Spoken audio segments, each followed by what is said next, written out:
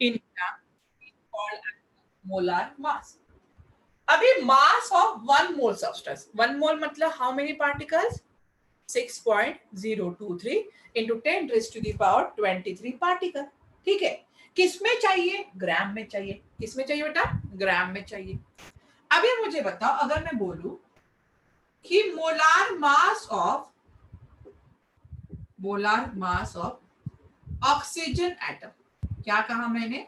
Molar mass of oxygen atom. तो आप क्या लिखोगे?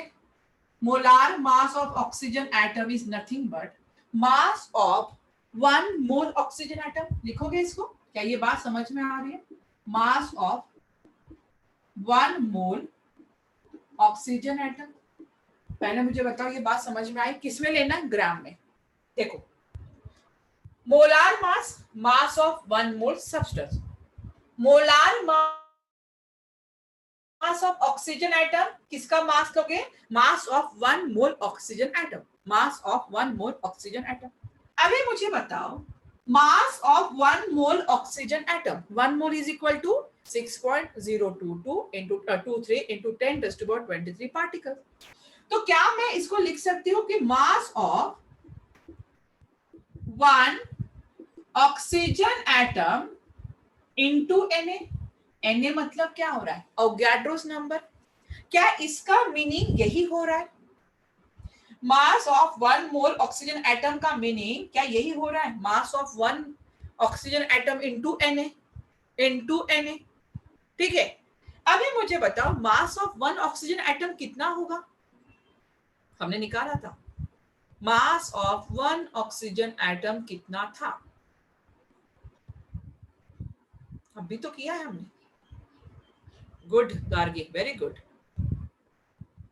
बाकी लोग भी बता दो. Good good Atharva. Mass of 1 oxygen atom कितना था? Good Shinde, good Sudhakar. कितना था? 16. कितना था?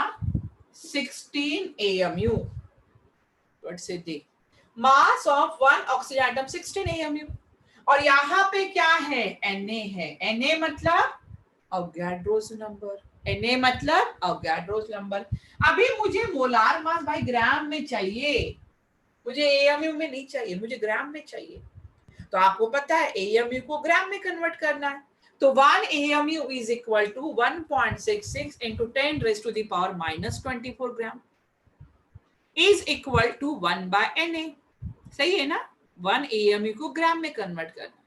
तो 1 AMU is equal to 1.66 into 10 raised to the power minus 24 gram into 1 by Na हो जाएगा. तो क्या मैं 1 by Na लिखूं डायरेक्टली? चलो, 16 into 1 by Na इंटू क्या हो जाएगा? Na. ये किसमें आ गया? अभी ग्राम में.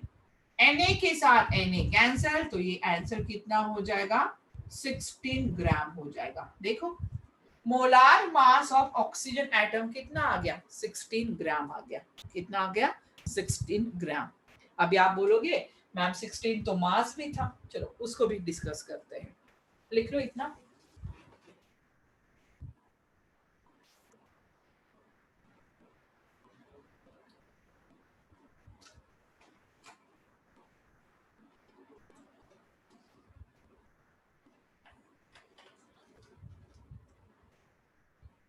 ओके सिद्धि, एक्सप्लेन कर देती. और किसी को नहीं समझ में ऐसा कुछ है?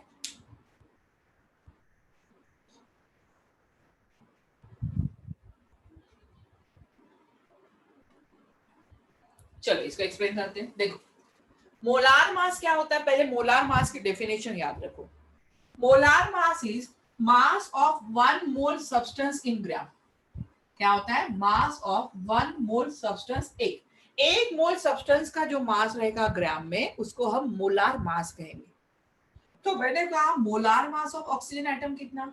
सब्सटेंस के जगह पे ऑक्सीजन एटम. तो आप बोलोगे mass of 1 mole oxygen atom. Substance कौन सा है? Oxygen atom. तो मैंने कहा mass of 1 mole. 1 mole is equal to how many particle? Na particle. तो क्या मैं लिख सकती हूँ mass of 1 mole oxygen atom को mass of 1 oxygen atom into Na? सही है ना? लिख सकती हूँ, मुझे क्या प्रॉब्लम है? अगर मैं मास ऑफ 1 मोल ऑक्सीजन एटम लिखना है तो मैं 1 मोल का यहाँ पे 1 एटम लिखूंगी इंटू Na कर दूंगी। Na मतलब 1 मोल, Na मतलब 1 मोल। तो यहाँ पे मास ऑफ 1 ऑक्सीजन एटम मैंने पूछा, और आपको पता है मास ऑफ 1 ऑक्सीजन एटम कितना होता है, 16 AMU। Mass of 1 oxygen atom कितना होता है, 16 AMU होता है। इनटू क्या कर दिया मैंने, Na। बट भाई मोलार मास ने बोला कि मुझे क्या चाहिए, ग्राम में चाहिए। किसमें चाहिए, ग्राम में चाहिए। तो आपको पता है कि 1 AMU को अगर ग्राम में कन्वर्ट करना है तो 1 AMU इज इक्वल टू क्या होता है, 1.66 10 रेज टू दी पावर -24 ग्राम। इसी को हम बोलते हैं 1/Na। इसी को हम बोलते हैं 1/Na।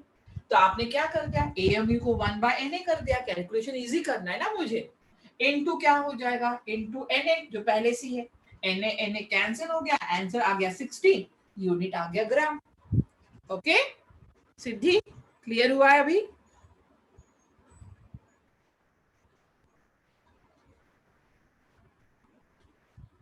चलो good.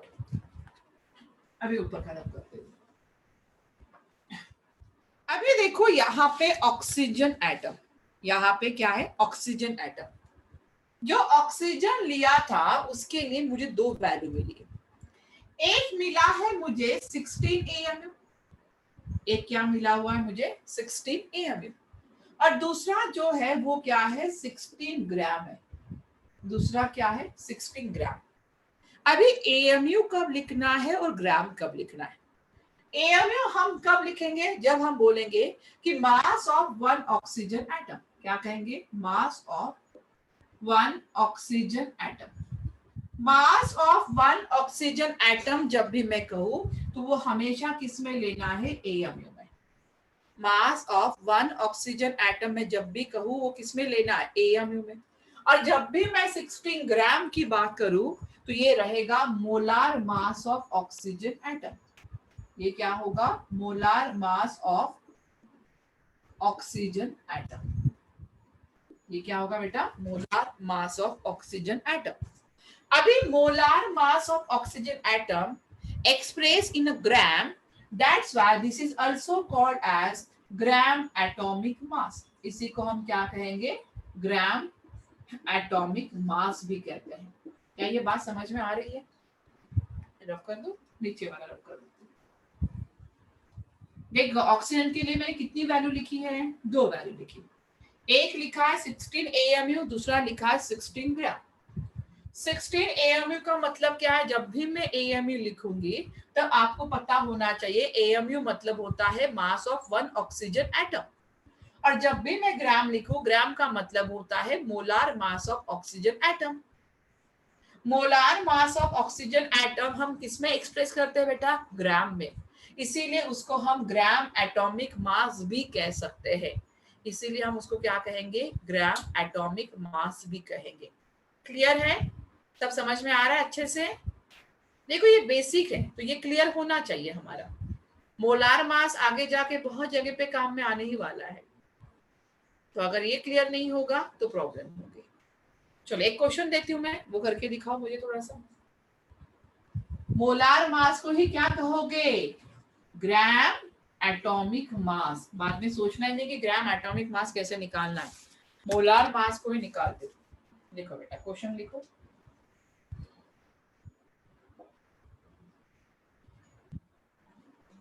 The mass of an atom, the mass of an atom of an element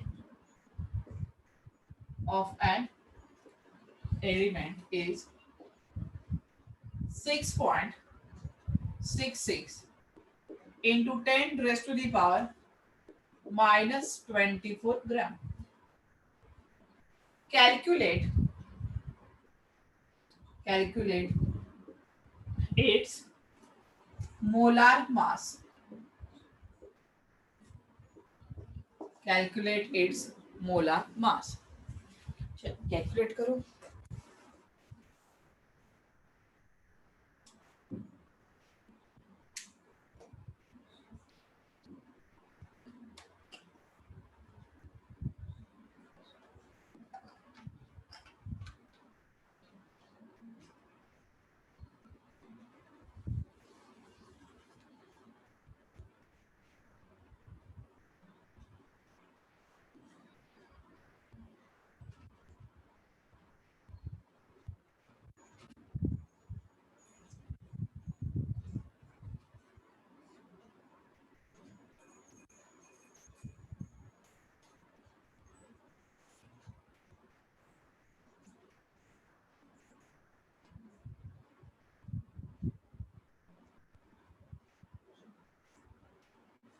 सही से आंसर निकालना, हाँ, समझ के मोलार मास क्या होता है।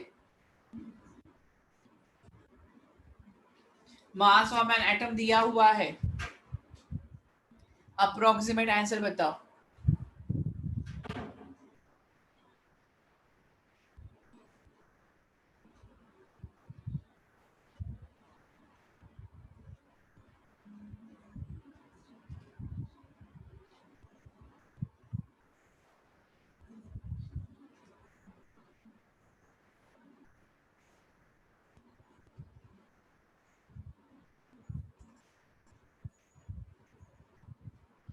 फास्ट, जल्दी जल्दी बनाओ, आंसर करो मुझे।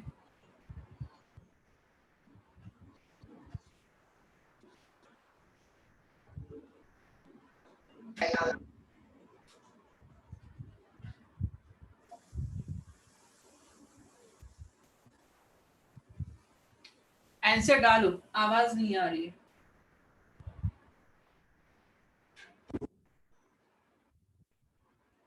अप्रोक्सीमेट जो भी आंसर आ रहा है वो भी कर सकते हो।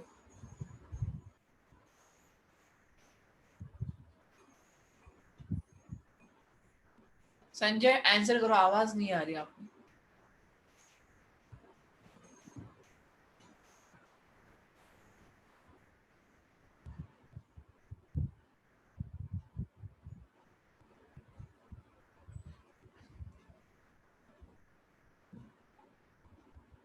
एक काम करो, इसको होमवर्क ले लो अभी, इसको होमवर्क लो, और होमवर्क लेके उसको मुझे नेक्स्ट टाइम कल जब आओगे तो मुझे आंसर बताना है। सोचो आज और उसका आंसर मुझे बताओ। ओके, चलो, इसका आंसर मुझे कल बताना है, सोच समझ के करना है कैलकुलेशन और उसका आंसर मुझे बताना। चलो फिर ठीक है, आज जितना भी मैंने पढ़ाया है एक बार उसको रिकॉल करना है आप लोगों को, और जो चीजें नहीं समझ में आई है मुझे नेक्स्ट टाइम पूछना है। ओके, चलो फिर बाय एवरीवन, 11th क्लास, चलो बाय बाय। Bye.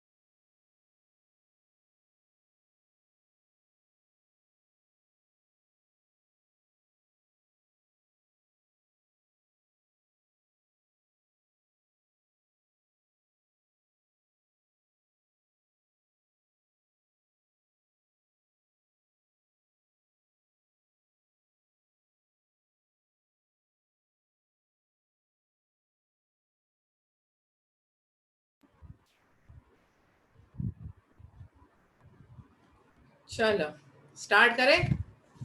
क्या क्या पढ़े थे याद है? कुछ टाइम पहले हम कुछ पढ़े थे। ग्रुप कौन सा स्टार्ट किया था? 15 नाइट्रोजन फैमिली। नाइट्रोजन फैमिली को क्या नाम है? और एक नाम दिया था मैंने नाइट्रोजन फैमिली को, बिना बुक में देखे बता देना मुझे। नाइट्रोजन फैमिली को कुछ और नाम दिया था, क्या नाम था उसका?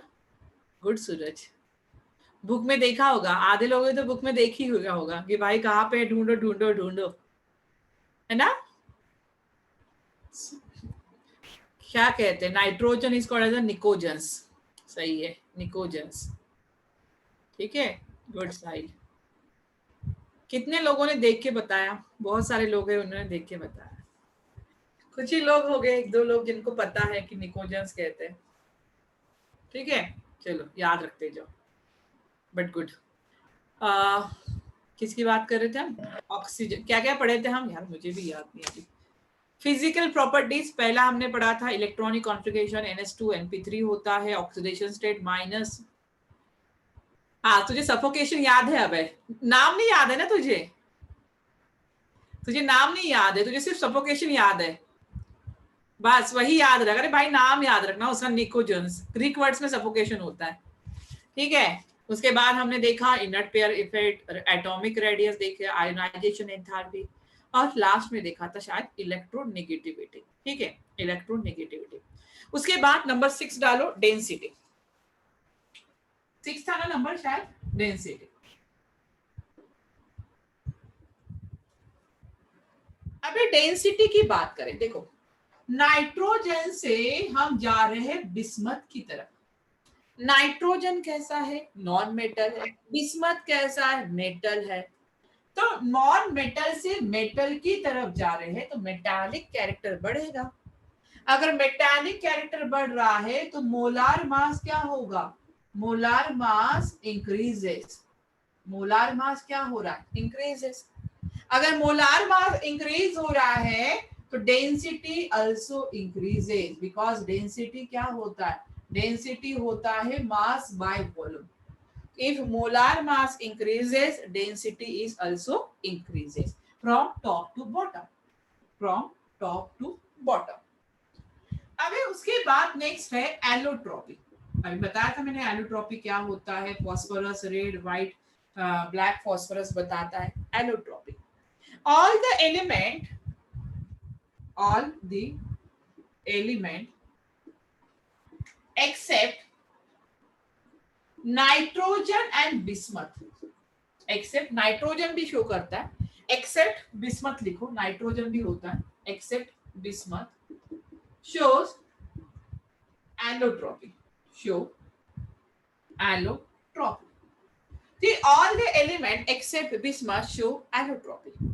बाकी क्या करता है? Allotropy show. Bismuth allotropy show नहीं करता है। उसके बाद 8 है atomicity. What is atomicity? Atomicity होता है number of atom present in a molecule. तो जैसे नाइट्रोजन है, नाइट्रोजन इज डायएटॉमिक। नाइट्रोजन कैसा होता है? डायएटॉमिक, पहले बता दिया। नाइट्रोजन N2 के फॉर्म में पाया जाता है।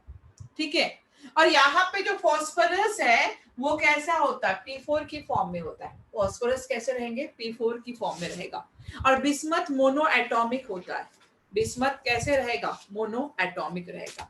तो दीज आर दी प्रॉपर्टीज। कौन सी प्रॉपर्टीज है, फिजिकल प्रॉपर्टीज। ये सब कौन सी प्रॉपर्टीज है, फिजिकल प्रॉपर्टीज है। ओके, तो this is called as a physical properties. Next इन डालना है केमिकल प्रॉपर्टीज।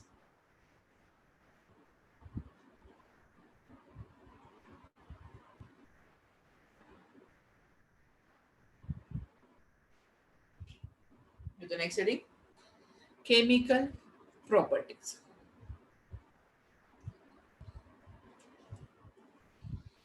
चलो रब कर दो। अभी देखो बहुत सारी रिएक्शन आपको याद रखनी पड़ेगी, उसके लिए कोई ट्रिक्स नहीं बता सकती हूँ मैं, ठीक है। अभी आपको प्रिपेयर होना पड़ेगा कि भाई रिएक्शन को थोड़ा याद कर लो। डालो केमिकल प्रॉपर्टीज। केमिकल प्रॉपर्टीज, तो पहला है reaction with hydrogen. First is reaction with hydrogen. क्या करना है हमें, हाइड्रोजन के साथ रिएक्शन करनी है। तो एलिमेंट रिएक्ट्स विथ हाइड्रोजन, ये मतलब क्या हो रहा है, एनी एलिमेंट। कौन सा element, P block element, group 15 element.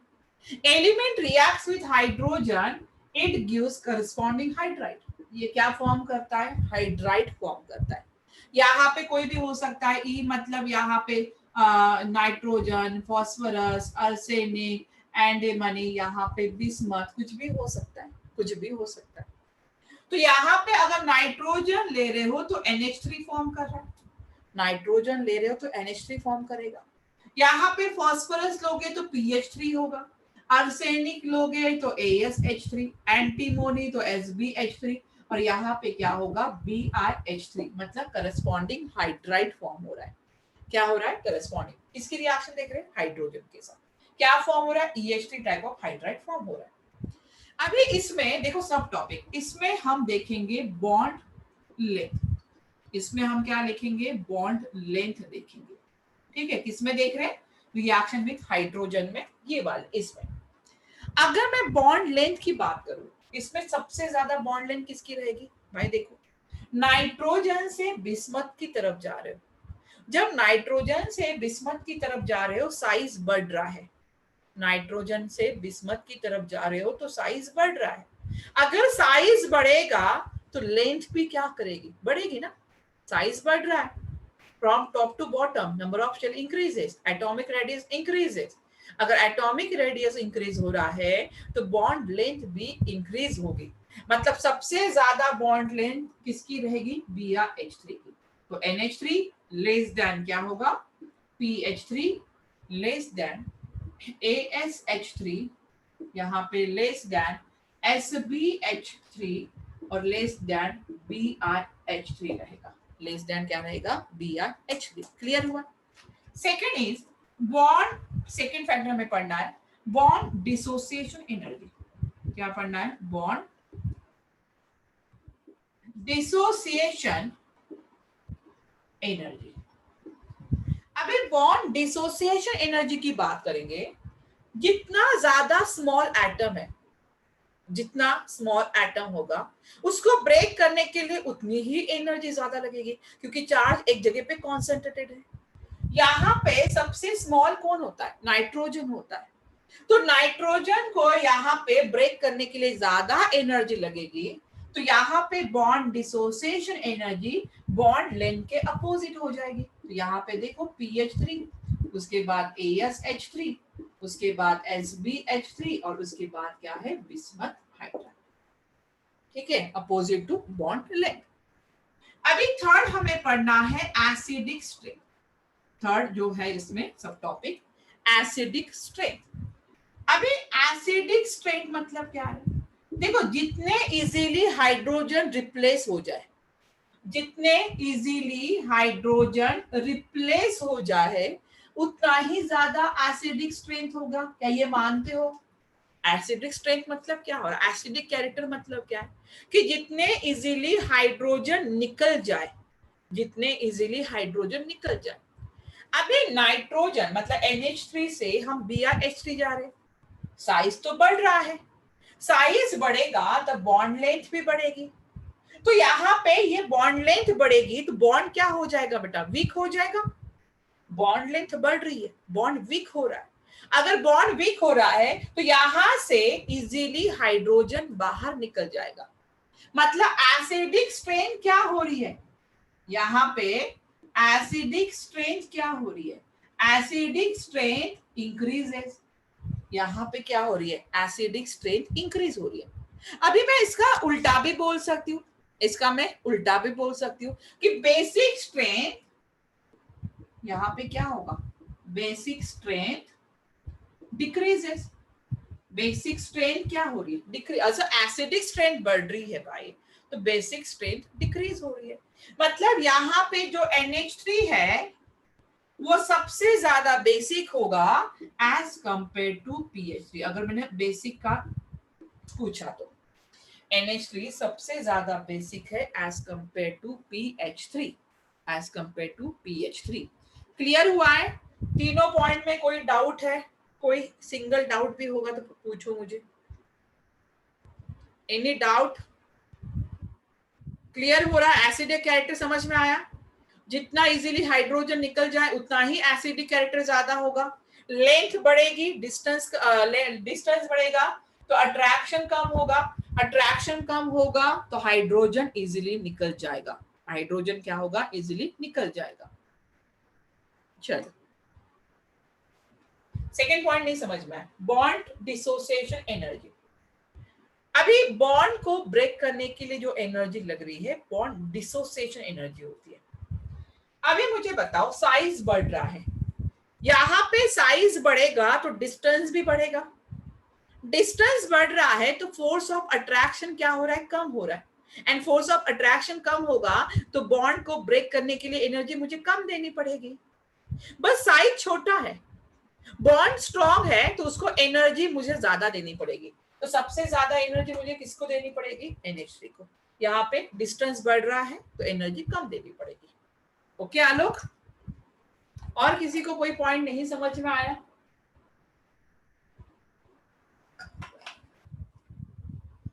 और किसी को पॉइंट नहीं समझ में आया, ऐसा कुछ है? चलो आगे बढ़ते। नेक्स्ट है action of air. Next is action of air. चलो रब कर दो, लिख लिया है क्या सबने? इसके ये पॉइंट इंपॉर्टेंट है हाइड्रोजन की। चलो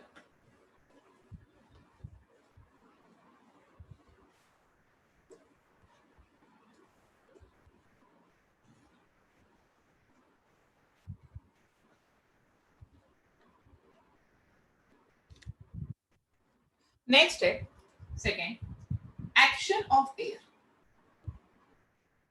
action of air, air is nothing but oxygen. तो अगर मैं नाइट्रोजन को ऑक्सीजन के साथ रिएक्ट कर दूं हाई टेम्परेचर पे, ठीक है टेम्परेचर यूज कर रहे, if nitrogen reacts with oxygen by using high temperature, क्योंकि मैंने नाइट्रोजन को इनर्ट कहा था, याद है ना आपको, मैंने कहा था नाइट्रोजन इनर्ट है, किसी के साथ रिएक्ट नहीं होगा। लेकिन अगर मैं यहाँ पे हाई टेम्परेचर यूज कर रही हूँ, यहाँ पे हम हाई टेम्परेचर यूज कर रहे हैं, तो ये किस में कन्वर्ट हो जाता है, NO में कन्वर्ट हो जाएगा। इसमें कन्वर्ट हो रहा है NO में। Nitrogen reacts with oxygen. Phosphorus वाली रिएक्शन तो पता है, P4 reacts with oxygen to form P4O10 phosphorus oxide. क्या फॉर्म होगा, to form P4O10। Okay, third reaction, action of oxidizing acid, action of oxidizing acids। अभी जो oxidizing acid है उसमें कौन कौन से हो गए, ऑक्सीडाइजिंग एसिड मतलब हो गया HNO3 हो गया यहाँ पे, या आप H2SO4 के साथ रिएक्शन कर सकते हो। यहाँ पे मैं HNO3 के साथ रिएक्शन कर रही हूँ, यहाँ पे किसके साथ, HNO3 से। अगर मैं यहाँ पे कॉन्सेंट्रेटेड HNO3 ले रही हूँ और इसकी रिएक्शन अगर मैं नाइट्रोजन के साथ कर रही हूँ, तो यहाँ पे नो रिएक्शन, आपको पता है इनर्ट है तो ये रिएक्शन नहीं देगा। नाइट्रोजन कॉन्सेंट्रेटेड HNO3 के साथ रिएक्शन नहीं देता है, क्योंकि आपको पता है नाइट्रोजन कैसा है, इनर्ट है। नाइट्रोजन कैसा रहेगा, इनर्ट रहेगा। अभी हमें रिएक्शन करना है फास्फोरस की। देखो P4, if P4 reacts with HNO3, ऐसा HNO3 है यहाँ पे, कॉन्सेंट्रेटेड हॉट कॉन्सेंट्रेटेड HNO3 कैसा रहेगा, हॉट कॉन्सेंट्रेटेड HNO3। अगर आप फास्फोरस की रिएक्शन हॉट कॉन्सेंट्रेटेड HNO3 के साथ करते हो तो यहाँ पे आपको मिल जाता है H3PO4। What is mean by H3PO4? सब लोग जानते हो, फॉस्फोरिक एसिड होता है। H3PO4 phosphoric acid. देखो रिएक्शन पहले समझ लो, फिर अपने आप लिखने की कोशिश करो। तो phosphorus reacts with HNO3, it gives phosphoric acid with evolution of NO2 nitrogen dioxide gas and H2। Reaction balance नहीं है, रिएक्शन बैलेंस करना है। उसी तरह से अगर मैं अर्सेनिक भी ले लूं, देखो अर्सेनिक, अर्सेनिक भी 4 की AS4 की फॉर्म में होता है। अगर अर्सेनिक की भी रिएक्शन में HNO3 के साथ कर दूं, HNO3 मतलब हॉट कॉन्सेंट्रेटेड नाइट्रिक एसिड, तो यहां पे मिलता है H3ASO4। देखो H3PO4 फॉस्फोरस है तो H3ASO4, थोड़ा सा याद रखने की कोशिश करो। And this is called as arsenic acid. इसको हम कहते हैं arsenic acid with evolution of nitrogen dioxide और यहाँ पे H2O। मतलब phosphorus and arsenic form corresponding oxy acid. ये क्या फॉर्म कर रहे हैं दोनों, ये दोनों ऑक्सी एसिड फॉर्म कर रहे हैं। क्या फॉर्म कर रहे हैं, ऑक्सी एसिड। एक फॉस्फोरिक एसिड फॉर्म कर रहा है तो दूसरा क्या फॉर्म कर रहा है, अर्सेनिक एसिड। चीजें याद रखनी है अभी धीरे धीरे।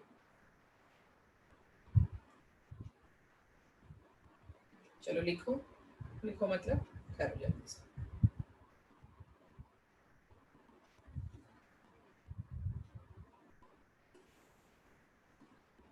चलो हो गया है, क्लियर है यहाँ तक। अभी हम बात करते हैं इसमें ही एसबी की, एंटीमनी की। देखो ये रिएक्शन कहीं पे भी कहीं से भी पूछी जा सकती है कभी कभी। अभी अगर मैं एंटीमनी ले रही हूँ एसबी, और एसबी को अगर मैं HNO3 के साथ रिएक्ट कर रही हूँ, ठीक है, तो यहाँ पे जो फॉर्म होता है वो होता है Sb4O10। देखो अलग रिएक्शन हो रही है। यहाँ पे एंटीमनी ऑक्साइड फॉर्म हो रहा है। यहाँ पे क्या फॉर्म हो रहा है, antimony oxide. This is called as antimony oxide.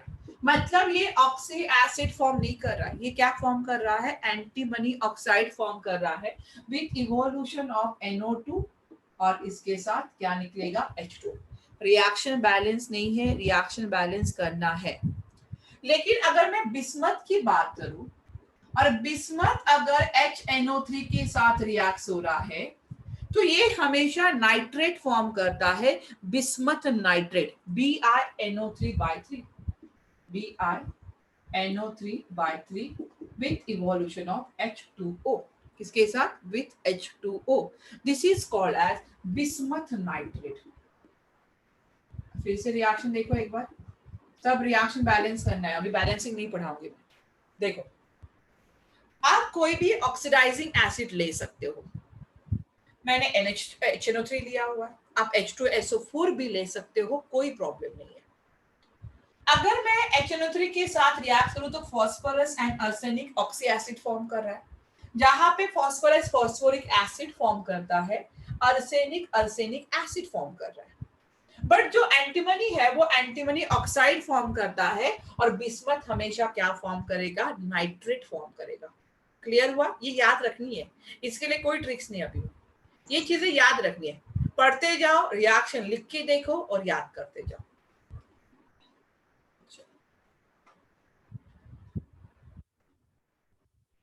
लिख लिया है, चलो नेक्स्ट लिखो, एक्शन ऑफ अल्कलाइज। अल्कली मतलब NaOH।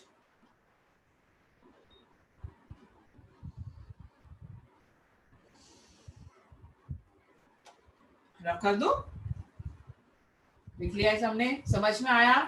फॉस्फोरस आर्सेनिक क्या फॉर्म करता है? ऑक्सी एसिड, एंटीमनी ऑक्साइड और bismuth nitrate. Next is action of alkalis, जो भी नंबर होगा डाल दो। Action of alkalis, again nitrogen does not react with alkalis, nitrogen does not, no reaction with nitrogen. अगर मैं नाइट्रोजन को अल्कलीस के साथ मतलब NaOH के साथ अगर मिला दूं तो यहाँ पे नो एक्शन या नो रिएक्शन, कोई भी रिएक्शन नहीं होता है क्योंकि नाइट्रोजन इनर्ट है। ओके, अभी देखो यहाँ पे important reaction, if phosphorus reacts with NaOH, phosphorus को किसके साथ रिएक्ट किया? NaOH के साथ रिएक्ट किया, और यहाँ पे एक्वस NaOH है, अल्कलीज है, मतलब मैं यहाँ पे H2O भी यूज कर रही हूँ। यहाँ पे क्या यूज कर रही हूँ? H2O, फॉस्फोरस NaOH, ठीक है। यहाँ पे जो NaOH होता है वो हॉट एंड कॉन्सेंट्रेटेड होता है। कैसे होगा? Hot and concentrated. तो यहाँ पे कंपाउंड जो इंपॉर्टेंट कंपाउंड हमें आगे जाके भी पढ़ना है, and this is called as a phosphine, इसको हम बोलते हैं फॉस्फीन। आगे जाके हमें फॉस्फीन के बारे में पढ़ना है, और उसके साथ एक कंपाउंड या बाय प्रोडक्ट मिलता है NaH2PO2, NaH2, सोडियम हाइपोफॉस्फाइड, उसको हम बोलते हैं सोडियम हाइपोफॉस्फाइड, रैंडम नेम सोडियम हाइपोफॉस्फाइड। क्या कह रहे हैं? सोडियम हाइपोफॉस्फाइड। तो this is the reaction of preparation of phosphine, कि if phosphorus reacts with alkalis it gives phosphine with sodium hypophosphite। अगर मैं यहाँ पे अर्सेनिक ले रही हूँ, देखो ये सब रिएक्शन धीरे धीरे याद होनी चाहिए। अर्सेनिक ले रही हूँ, और अर्सेनिक को अगर मैं NaOH के साथ रिएक्ट कर रही हूँ तो यहाँ पे मिलता है Na3AsO3 प्लस H2O इवॉल्व होगा, प्लस क्या होगा? प्लस हाइड्रोजन गैस बाहर निकल जाएगा। अभी यहाँ पे जो Na3AsO3 है, this is called as sodium arsenide, इसको हम बोलते हैं सोडियम आर्सेनाइड। क्या कहेंगे? सोडियम आर्सेनाइड, ठीक है, सोडियम आर्सेनाइड। चलिए दो ही रिएक्शन याद रखो। राइट डाउन एक्शन ऑफ अल्कलाइज, लिख लिए, फिर से रिपीट करते हो। ऑक्सीडाइजिंग एजेंट के साथ क्या क्या किया था हमने? फॉस्फोरस ने क्या दिया था? फॉस्फोरिक एसिड, आर्सेनिक ने आर्सेनिक एसिड, एंटीमनी ने ऑक्साइड फॉर्म किया था, बिस्मथ ने नाइट्रेट फॉर्म किया था। अल्कलाइज के साथ नाइट्रोजन के साथ नो रिएक्शन, फॉस्फोरस फॉस्फीन दे रहा है, आर्सेनिक दे रहा है sodium arsenide with evolution of hydrogen gas, इसमें दे रहा है with evolution of hydrogen gas. चलो हो गए, आगे बढ़े। अभी लास्ट हमें देखना है एक्शन ऑफ मेटल के साथ, इसके साथ देखना है एक्शन ऑफ मेटल के साथ। नेक्स्ट नंबर डालो, action of metal. Lithium reacts with nitrogen. अभी देखो यहाँ पे लिथियम नाइट्रोजन के साथ रिएक्ट्स होता है, और ये चीजें आपने पढ़ी है एस ब्लॉक एलिमेंट में। तो यहाँ पे क्या करता है? Li3N फॉर्म करता है लिथियम नाइट्राइड, यहाँ पे क्या फॉर्म करेगा? Lithium nitride. Similar way magnesium भी नाइट्रोजन के साथ रिएक्ट होता है एस ब्लॉक एलिमेंट में। Anomalous behaviour of lithium. P4 वाला रिएक्शन क्या है? देखो P4 रिएक्ट्स विद अल्कलाइज, तो यहाँ पे ये डायरेक्टली समझ लो, यहाँ पे आपको फॉस्फीन मिलता है। जब भी इन दोनों की रिएक्शन होती है ना, फॉस्फीन होता है। Phosphine is a poisonous substance होता है विथ इवोल्यूशन ऑफ, यहाँ पे एक बाय प्रोडक्ट फॉर्म होता है NaH2PO2, सोडियम हाइपोफॉस्फाइड। ओके, तो यहाँ पे देखो एक्शन ऑफ मेटल में देखो, Lithium or magnesium show anomalous behavior with other element. Lithium reacts with nitrogen form nitride, also magnesium reacts with nitrogen, और यहाँ पे भी ये क्या फॉर्म करेगा, नाइट्राइड फॉर्म करता है। और कौन सा नाइट्राइड फॉर्म करेगा, Mg3N2। कौन सा नाइट्राइड फॉर्म कर रहा है, Mg3N2 नाइट्राइड फॉर्म कर रहा है। एक बार देख लो रिएक्शन अच्छे से।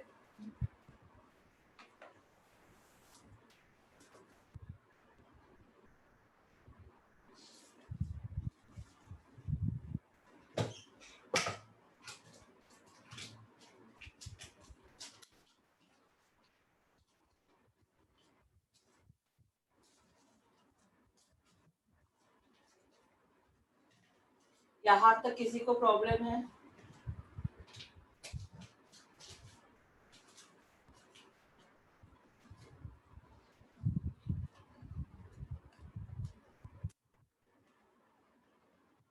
चलो आगे बढ़े।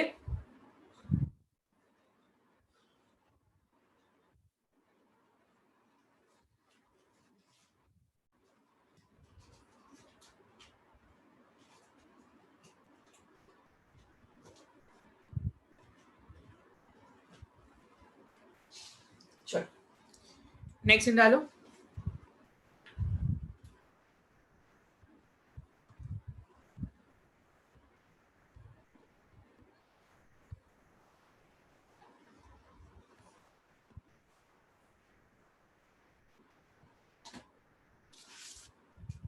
Next is dinitrogen preparation. Next is dinitrogen.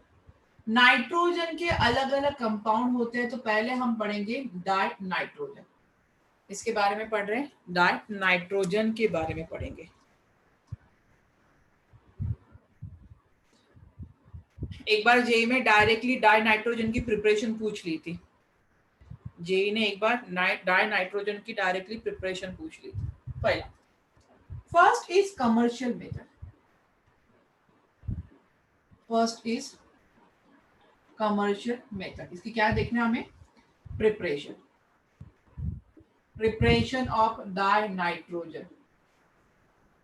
Preparation of dinitrogen पहली कौन सी मेथड है, कमर्शियल मेथड। तो नाइट्रोजन या sorry dinitrogen obtained by the fractional distillation of liquid air. कैसा होता है, N2, ये लाइन सिर्फ याद रखना, ज्यादा क्वेश्चन इसमें नहीं होंगे। N2 obtained by the fractional distillation of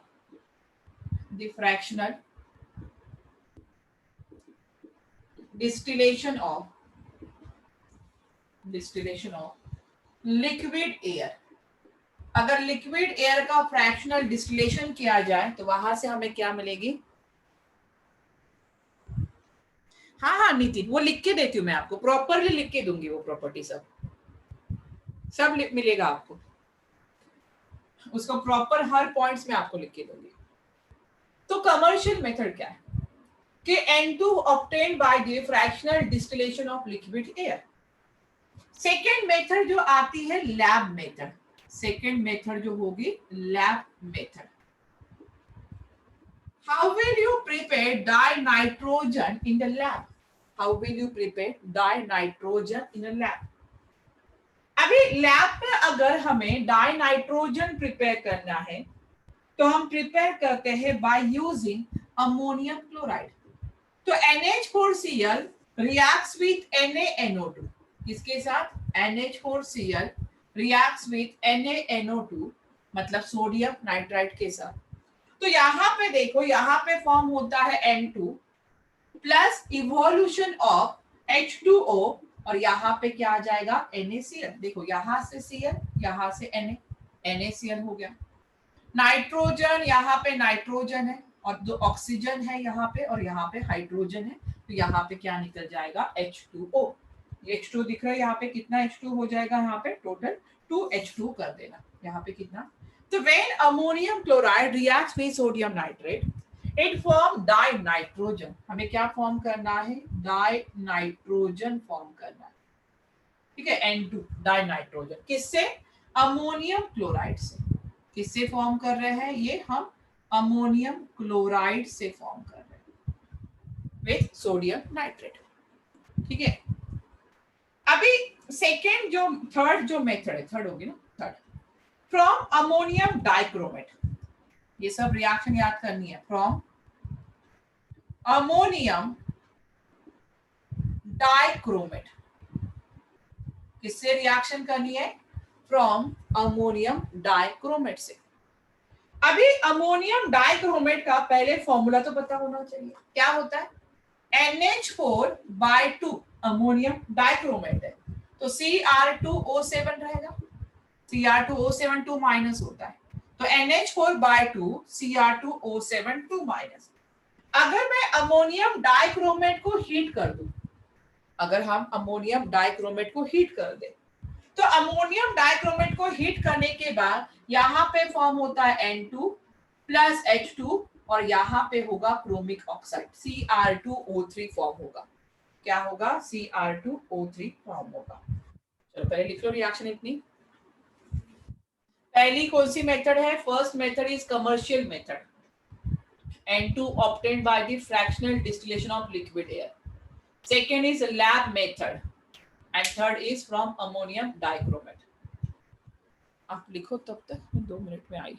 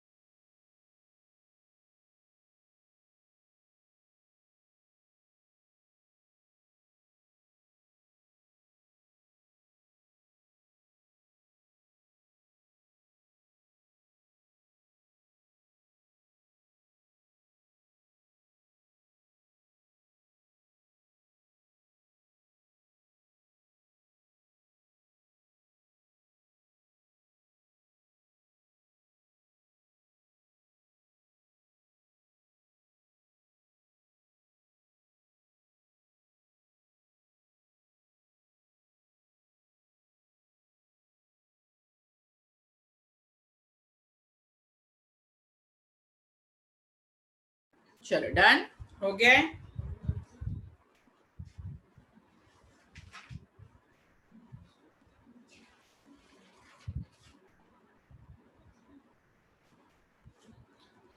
कौन सी होगी पहली मेथड? अमोनियम, सॉरी पहली थी commercial method, dinitrogen obtained by the fractional distillation of liquid air. Second laboratory method, third is from ammonium dichromate. अभी देखो इसमें एक और मेथड होती है फ्रॉम अमोनियम डाइक्रोमेट वाली, उसमें एक और मेथड होती है। राइट डाउन, फिर कर दूं, ये सब रिएक्शन याद करना है।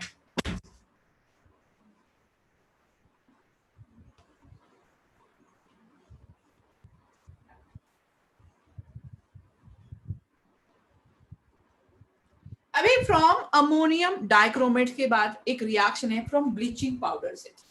अभी आप लोग को ब्लीचिंग पाउडर पता होगा, क्या होता है bleaching powder? CaOCl2, that is the formula of bleaching powder, CaOCl2। ये किसका फॉर्मूला है? Bleaching powder. तो bleaching powder reacts with ammonia. अगर मैं ब्लीचिंग पाउडर को अमोनिया के साथ रिएक्ट कर दूं, तो यहाँ पे तो N2 बाहर निकल जाएगा, क्योंकि हमें N2 तो चाहिए, हम तो प्रिपरेशन किसके लिए कर रहे हैं? डाई नाइट्रोजन के लिए। बट यहाँ से CaCl2 भी बाहर निकलेगा। देखो समझ में आ रहा है? Ca यहाँ पे, Cl2 यहाँ पे, हाइड्रोजन है और ऑक्सीजन है, मतलब क्या फॉर्म होगा? H2O भी फॉर्म होगा। मतलब क्या फॉर्म हो रहा है? H2O भी फॉर्म हो रहा है। तो फ्रॉम यहाँ पे ऑन थर्मल डिकम्पोजिशन हम बोल सकते हैं, or adding of bleaching powder to ammonia, dinitrogen is obtained. Dinitrogen is obtained. Next is from sodium or barium azide. Next है from sodium और barium azide. और उसी पे उसी में जेई में क्वेश्चन पूछा गया था शायद 2 साल पहले। नेक्स्ट लो, from sodium और barium azide.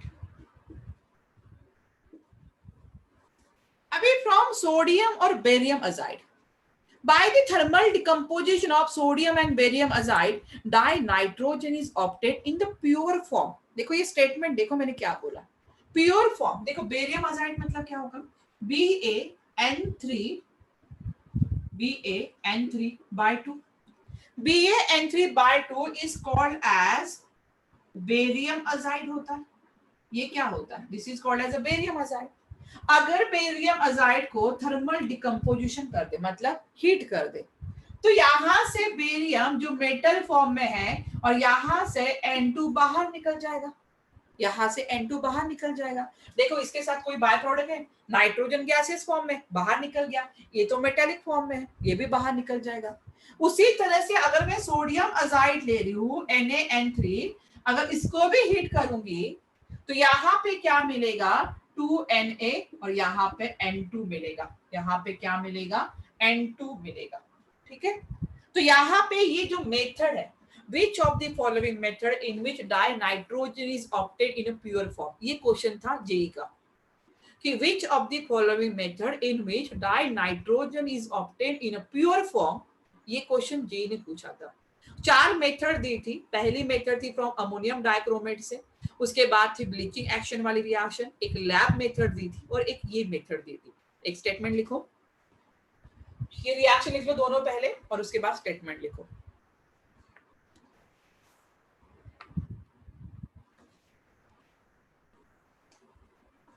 write down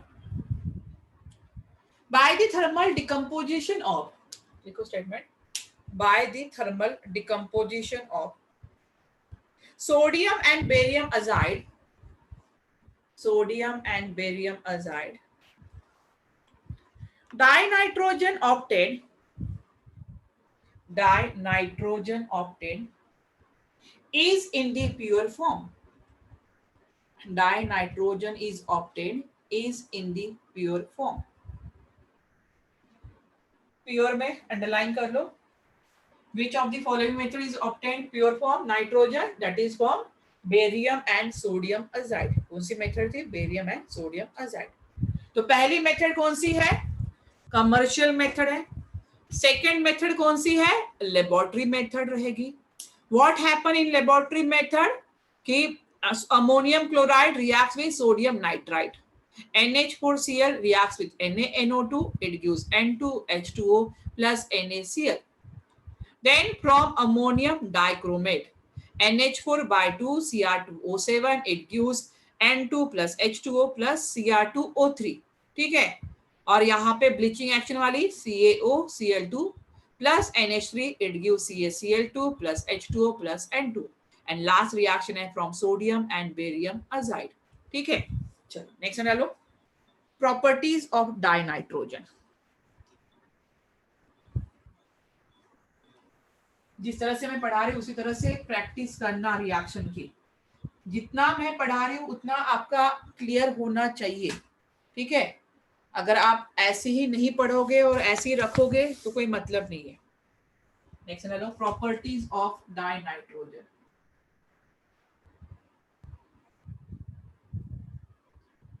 die क्या हुआ, अभी जो डाई नाइट्रोजन है, यहां पे मैं किसकी बात कर रही हूं, die nitrogen. Die nitrogen is odourless, colourless, tasteless. कैसे होता है, कलरलेस होता है, उसमें कोई पर्टिकुलर कलर नहीं होता।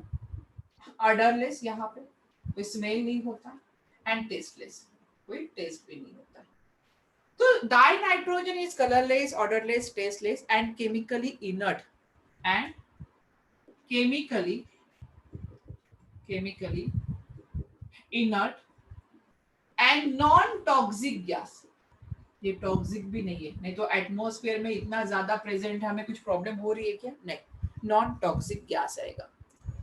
अभी जो डाई नाइट्रोजन है इसके कितने आइसोटोप्स है, 2 आइसोटोप्स है। बताने की जरूरत है कि it has 2 isotopes, it has 2 isotopes. अभी आइसोटोप्स क्या है ये नहीं बताऊंगी, पता है, नाइट्रोजन नाइट्रोजन पता ही चल रहा है, 7 7, यहाँ पे 14 और यहाँ पे 15।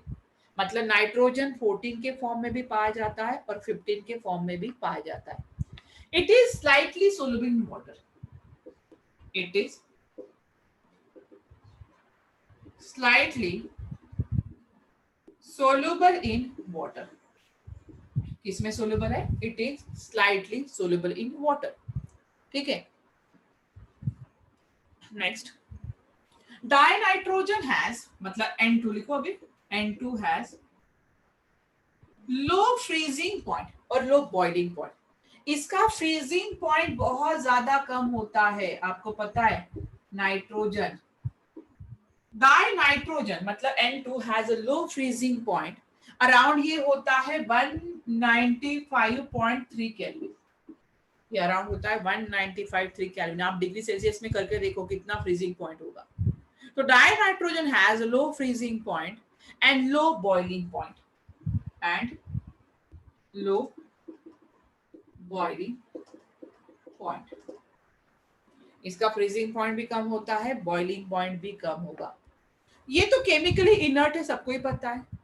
बट केमिकली इनर्ट क्यों है? मैंने बता दिया, बॉन्ड डिसोसिएशन एंथैल्पी ज्यादा रहेगी। तो यहाँ पे अगर मुझे इसकी रिएक्टिविटी बढ़ानी है, अगर मुझे नाइट्रोजन की, नाइट्रोजन की रिएक्टिविटी बढ़ानी है, तो मुझे क्या करना पड़ेगा? टेम्परेचर को भी बढ़ाना पड़ेगा। अगर ये इनर्ट है, आपको पता है, अगर मुझे इनर्ट है, अगर मुझे इसको रिएक्ट करना, रिएक्टिविटी इसकी बढ़ानी है, तो मुझे बॉन्ड को ब्रेक करना पड़ेगा। अगर बॉन्ड को ब्रेक करना है तो टेम्परेचर बढ़ाना पड़ेगा, तब जाके बॉन्ड ब्रेक होगा, तब जाके रिएक्टिविटी बढ़ेगी। तो यहाँ पे it is a chemically inert at room temperature because it has a high bond dissociation enthalpy and it reactivity increases with rise in temperature, with increase in a temperature. Okay, ये point तो मैंने पहले लिख के दिया है। अभी यहाँ पे एक और पॉइंट मैं बताना चाहूंगी कि यहाँ पे एट हायर टेम्परेचर, मैंने कहा at higher temperature, magnesium combines with nitrogen and other atom. जैसे मैंने पहले भी बताया कि लिथियम नाइट्रोजन के साथ कंबाइन होकर लिथियम नाइट्राइड फॉर्म करता है। मैग्नीशियम नाइट्रोजन के साथ कंबाइन होकर क्या फॉर्म करेगा? मैग्नीशियम नाइट्राइड फॉर्म करेगा। उसी तरह से एल्यूमिनियम भी नाइट्रोजन के साथ कंबाइन होके एल्यूमिनियम नाइट्राइड फॉर्म करता है। देखो मैंने क्या कहा था कि नाइट्रोजन इनर्ट है, बट अगर मैं टेम्परेचर हाई कर दूं, अगर मैं टेम्परेचर हाई कर दूं, तो डाई नाइट्रोजन मैग्नीशियम के साथ भी कंबाइन होगा, एल्यूमिनियम के साथ भी कंबाइन होता है, लिथियम के साथ भी कंबाइन होगा, हाइड्रोजन के साथ भी कंबाइन होकर हाइड्राइड फॉर्म करेगा। ये तो आप लोग जानते हो यहाँ पे। ओके, तो जब हाइड्रोजन और नाइट्रोजन दोनों की रिएक्शन होती है, अमोनिया फॉर्म करता है, उस प्रोसेस को हम क्या कहते हैं? Haber's process. उस प्रोसेस को हम क्या कहते हैं? Haber's process. नाम याद है आपको? ठीक है, चलो, ये तो हो गई properties of chemical preparation and properties. क्या होगी? Preparation and properties of nitrogen. चलो,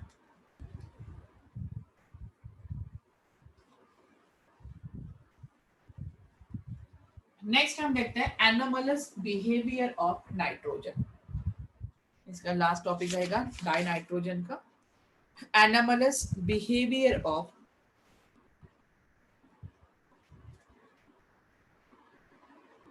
anomalous, opposite, anomalous nature of या बिहेवियर ऑफ, लिखो nature of nitrogen.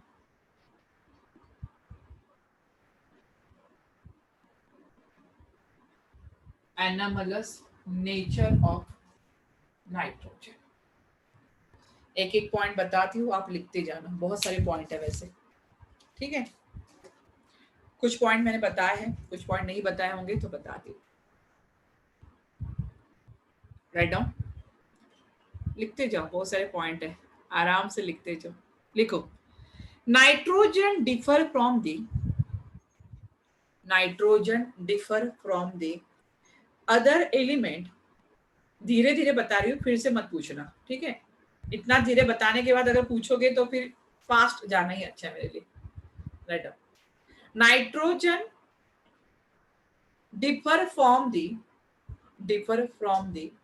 other element of differ from the other element of the group of other element of group of several aspects several aspect.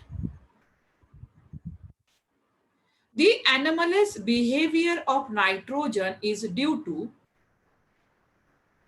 the anomalous behavior of the anomalous behavior of nitrogen is due to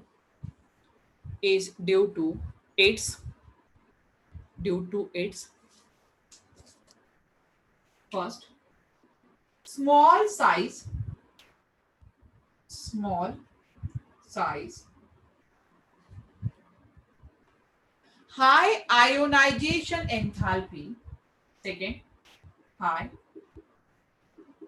ionization enthalpy. Third, high electronegativity.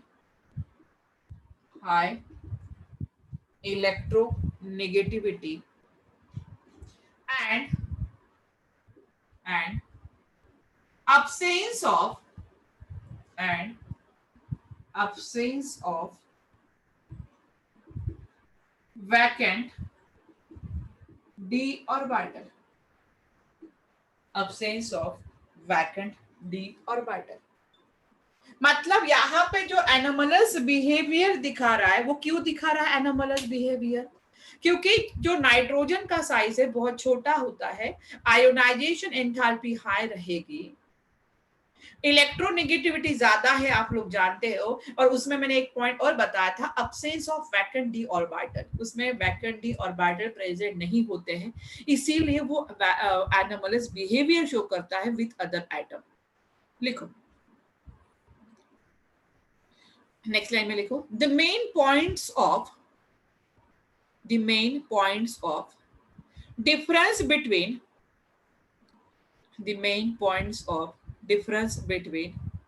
nitrogen and other element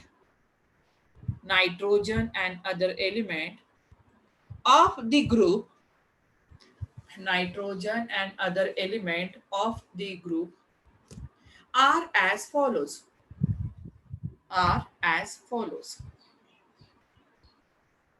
Write down first point. अभी लिखो first point. At ordinary temperature,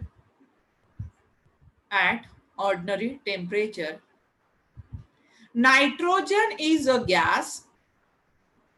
At ordinary temperature, nitrogen is a gas, while all other element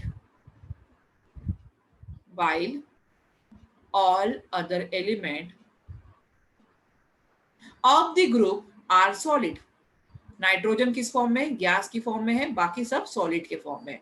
while all other elements of the group are solid. Next property, अगर इसमें से कोई, पहले जो explain किया है वही प्रॉपर्टी लिख के दे रही हूँ, लेकिन कोई प्रॉपर्टी नहीं समझ में आई तो पूछ लेना. Next, nitrogen exist as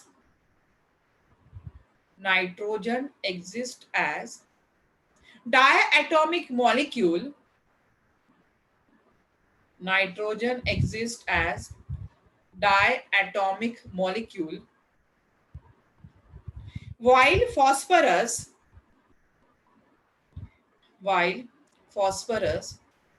and other element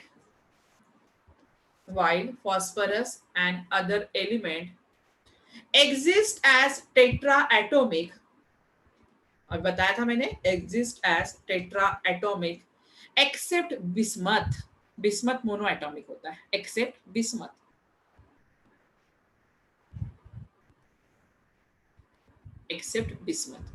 ठीक है. Right down third point.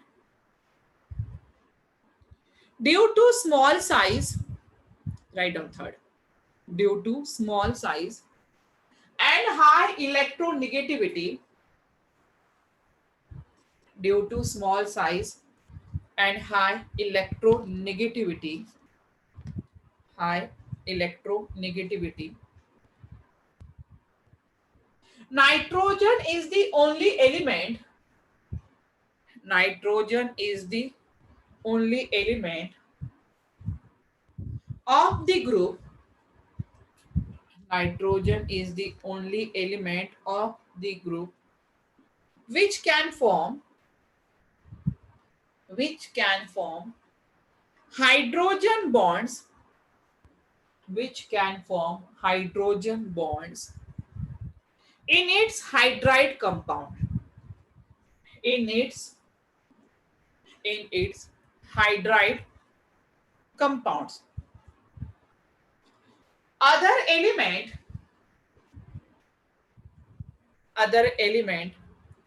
do not form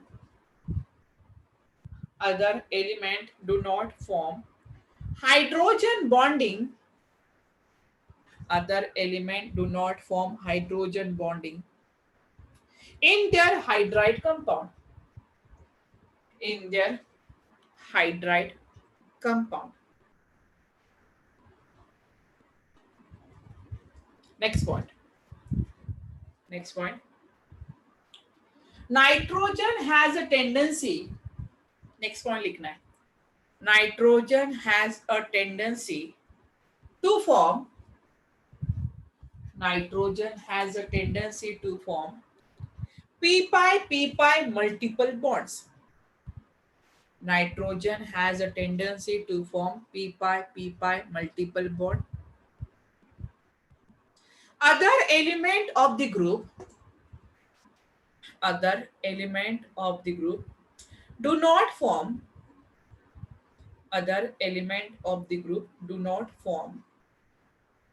p-pi multiple bonding.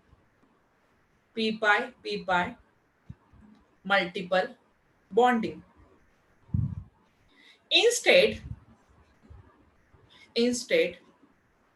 they form multiple bonds. Instead, they form multiple bond through p-pi d-pi, through d-pi p-pi bonding. जो other element होते हैं उसमें कौन सा bonding होती है? p-pi d-pi. नाइट्रोजन में कौन सी बॉन्डिंग है? p-pi bonding. p-pi bonding. कहाँ चल रहा था हमारा? हाँ, p-pi d-pi. चलो नेक्स्ट लिखो. Nitrogen shows, next point, nitrogen show wide range of oxidation state. मैंने बताया अभी आपको.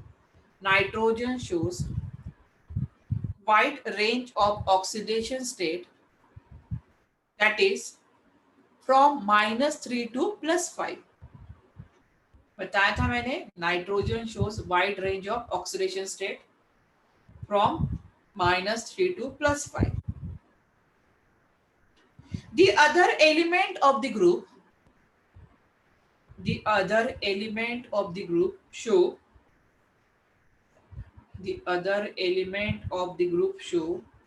only a limited number of oxidation state.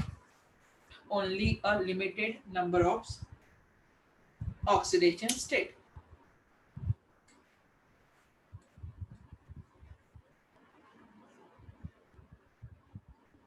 Next लिखो. एक्सेप्ट NF3, मतलब nitrogen trifluoride. Except NF3.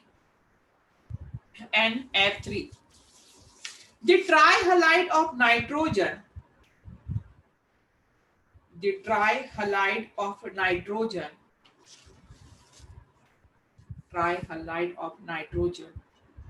are unstable. Trihalide of nitrogen are unstable while the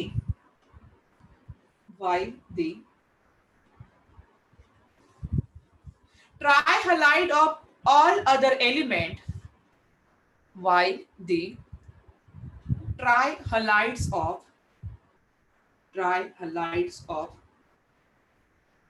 all other elements all other elements are fairly stable. Are fairly stable.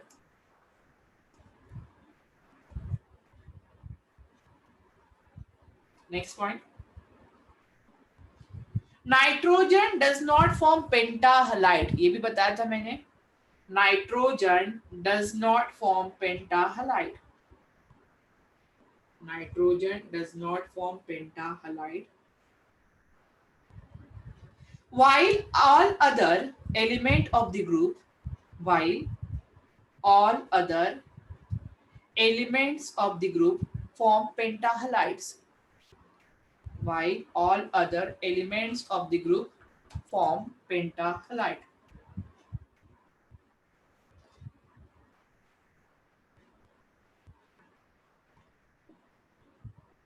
Next point. Due to absence of d orbital, due to absence of d orbital, nitrogen does not form. Due to absence of d orbital, nitrogen does not form coordination compound. Does not form coordination compound. The other element of group, the other element of a group undergo formation of coordination compound. Undergo formation of coordination compound.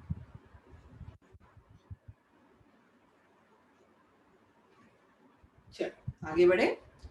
कोई point ऐसा मैंने जो explain नहीं किया है, ऐसा लग रहा है आपको, एक बार देख लो और मुझे बताओ. कोई पॉइंट है जो मैंने एक्सप्लेन नहीं किया है या आपको नहीं पता है?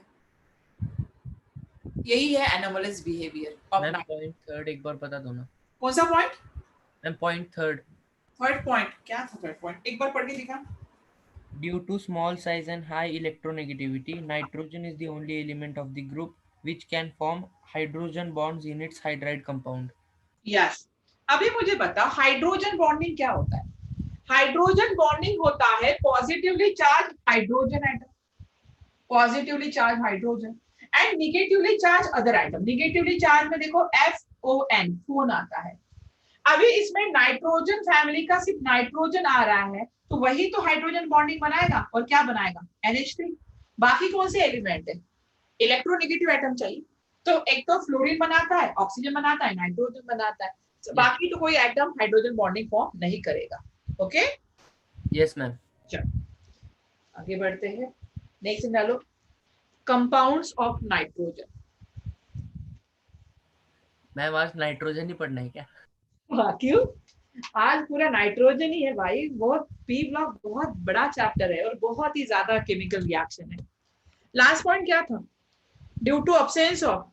ओके, तो due to absence of D orbital, मैंने कहा था डी ऑर्बिटल अब्सेंस है, वो अपनी वैलेंसी को एक्सटेंड नहीं कर सकता.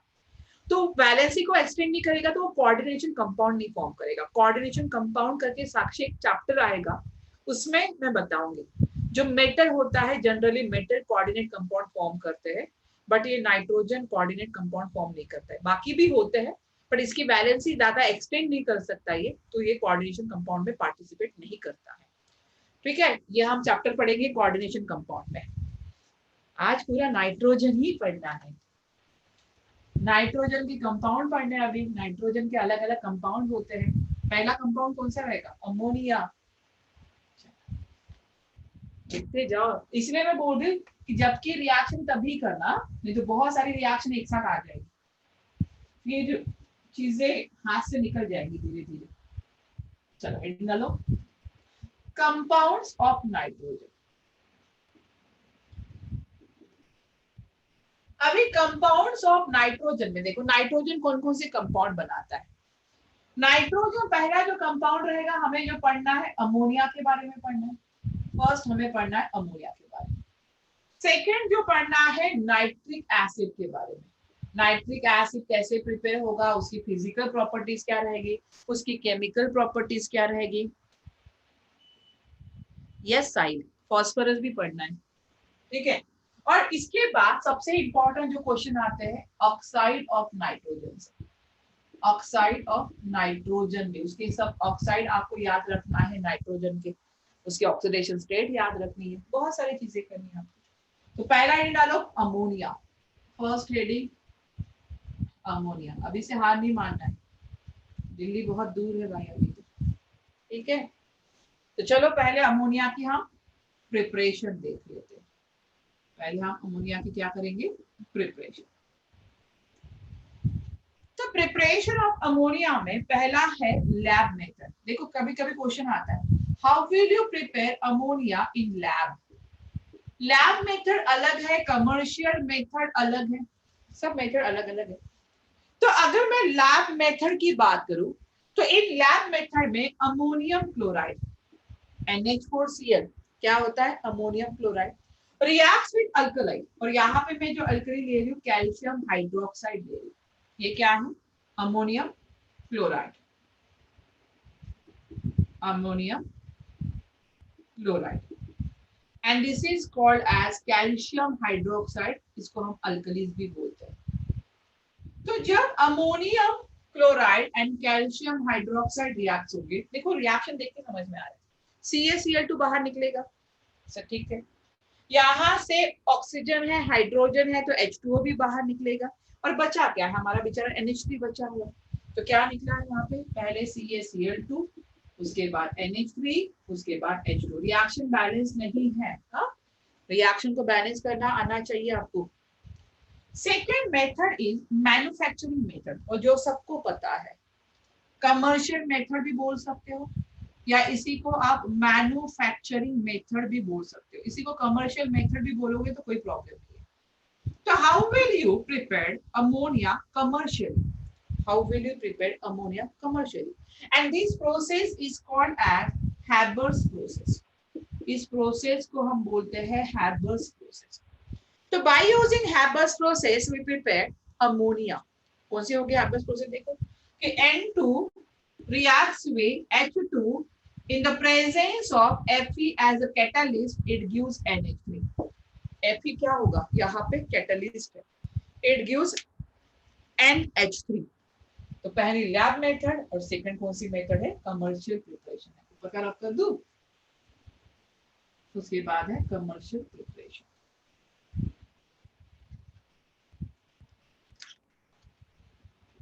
Third method, by the hydrolysis of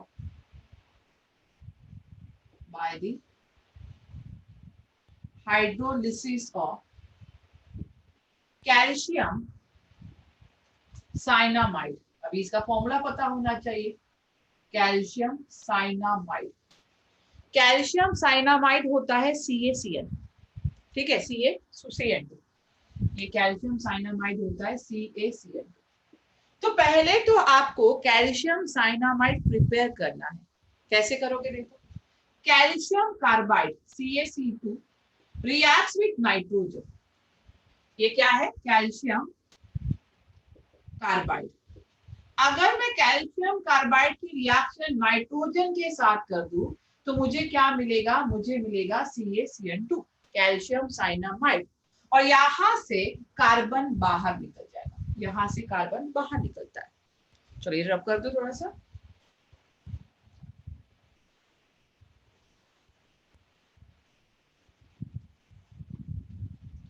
अभी कैल्शियम साइनामाइड का क्या करना है, हाइड्रोलिसिस करना है।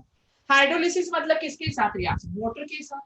तो CaCl2 रिएक्ट्स विद वाटर, किसके साथ रिएक्ट करना है, वाटर, हाइड्रोलिसिस करना है ना, तो रिएक्शन विद वाटर क्या फॉर्म होगा, यहाँ पे कैल्शियम कार्बोनेट बनता है, क्या बनेगा, CaCO3, और उसके साथ evolution of ammonia gas, NH2 बाहर निकल जाएगा। कौन कौन सी मेथड है, देखो तीन ही मेथड है, ज्यादा मेथड नहीं। अमोनिया कौन कौन सी मेथड है, लैब मेथड। लैब मेथड में क्या करना है, अमोनियम क्लोराइड को रिएक्शन करना है अल्कलाइज के साथ, कैल्शियम हाइड्रोक्साइड के साथ। जब NH4Cl और कैल्शियम हाइड्रोक्साइड याद रखोगे तो आपको समझ में आएगा प्रोडक्ट क्या निकल रहा है, CaCl2 NH3 and H2O। Second method है मैन्युफैक्चरिंग मेथड, मतलब Haber's process. Nitrogen react with hydrogen to form NH3, कौन सी प्रोसेस है? Haber's process. इजी है, मैन्युफैक्चरिंग मेथड तो याद रखिए। एंड थर्ड मेथड है by the hydrolysis of calcium cyanamide. जब भी कैल्शियम साइनामाइड बोलोगे फॉर्मूला क्या आएगा? CaCN2 आएगा। क्या फॉर्मूला होगा? CaCN2। तो पहले कैल्शियम साइनामाइड फॉर्म करो, उसके बाद उसका हाइड्रोलिसिस करोगे तो कैल्शियम कार्बोनेट फॉर्म होगा। क्या होगा? Calcium carbonate. चलो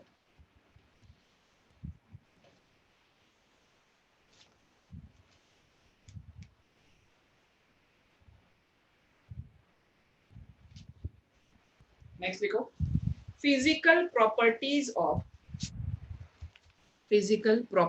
ऑफ अमोनिया।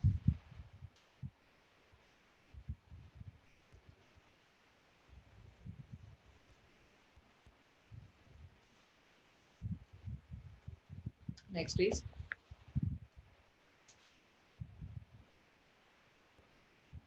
फिजिकल प्रॉपर्टीज, इसकी देखनी है अमोनिया की। पहले हम प्रिपरेशन देखते हैं, उसके बाद हम फिजिकल प्रॉपर्टीज देखेंगे एंड देन केमिकल प्रॉपर्टीज, और उसके बाद उसके यूजेस। बस इतना ही, ज्यादा नहीं है। राइट डाउन फिजिकल प्रॉपर्टीज, लिखो। It first point, it is colourless gas. It is colourless gas with a pungent smell. सबको पता है अमोनिया का स्मेल, सबको ही पता है, ठीक है? With pungent smell and can be toxic. Ammonia का स्मेल सबको ही पता है। लैब में आप काम करो, लैब के साइड से जाओ, जो एक पंजेंट स्मेल आता है वो अमोनिया का आता है। It is colourless gas with a pungent smell and can be toxic when exposed to higher concentration. Can be toxic when exposed to higher concentration. अगर ज्यादा कॉन्सेंट्रेशन हो गया तो वो टॉक्सिक भी हो सकता है। पता है अमोनिया की बॉटल होती है, बहुत कॉन्सेंट्रेटेड होती है। अगर आप उसको देख भी लो ना ऐसे, तो फ्यूम्स निकलते रहते हैं, पूरी आंखें लाल हो जाती है, स्वेलिंग आ जाती है आंखों पे, अगर वो फ्यूम्स चले गए तो। इतना ज्यादा कॉन्सेंट्रेट होता है अमोनिया। नेक्स्ट पॉइंट लिखो, the freezing point of ammonia is 198.4 Kelvin. The freezing point of ammonia is 198.4 Kelvin, while boiling point is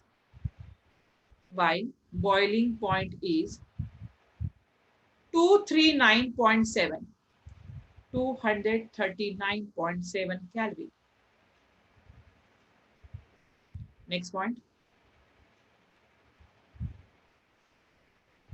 हाँ साहिल, वो भी बात है कि क्या करें, आप लोग लैब में गए ही नहीं हो, आप लोगों को वो जो एक इंजॉयमेंट वाला पार्ट है ना, वो आपको मिला ही नहीं।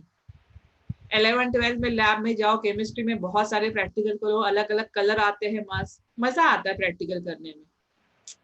आप लोगों की लाइफ ऐसे ही चली गई 2 साल, तो कोई मतलब ही नहीं है आपकी लाइफ को। अभी जाने दो, आपकी गलती नहीं है, कोरोना की गलती है। हाँ नितिन, फ्रीजिंग पॉइंट कितना बताया था? 198.4। अब भाई इसके बाद जाओगे ना, हायर एजुकेशन करोगे, अगर आप गलती से केमिस्ट्री आपने ले लिया तो केमिस्ट्री के लैब में जाओगे, नहीं तो बाहर से देख लेना और सुकून मान लेना। हो सकता है दिवाली के बाद ओपन होगा तो आप जा सकते हो लैब में, दिवाली के बाद चांस है, क्रॉस कर दो और बोलो हाँ हमें लैब में जाना है, तो आप जा सकते हो। फ्रीजिंग पॉइंट लिखा नितिन 198.4, ठीक है? कहाँ चल रहा था? यस हाँ। Next point, it is highly soluble in water. Ammonia कैसा होता है? सोल्यूबल होता है, liquid ammonia. It is highly soluble in water and basic in nature. Ammonia का नेचर कैसा होता है? बेसिक। अभी बताया मैंने बेसिक क्यों होता है, क्योंकि एसिडिक नेचर कम होता है। It is highly soluble in water and basic in nature. Next point, point में लिखो, मतलब बोर्ड्स के एग्जाम में आपको अच्छे से लिखना होगा। Next point, in the solid or liquid state. Next point, in the solid or liquid state. There is association of ammonia molecule in the solid or liquid state. There is association of ammonia molecule through hydrogen bonds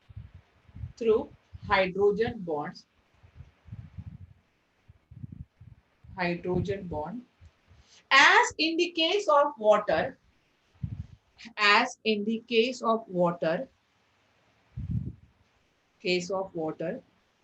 and that accounts for its higher melting and boiling point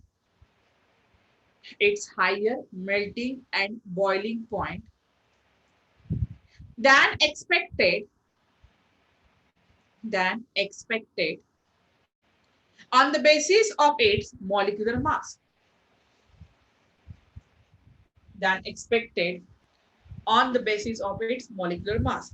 जितना उसका molecular mass है उसके हिसाब से अगर हम melting point boiling point की बात करें तो जब भी अमोनिया वाटर के साथ कंबाइन होता है तो आपको पता है कि अमोनिया और वाटर हाइड्रोजन बॉन्डिंग शो करता है।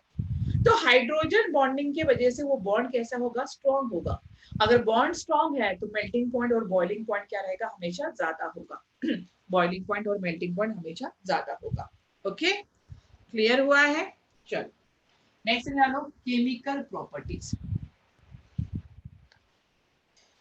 boiling point than expected on the basis of its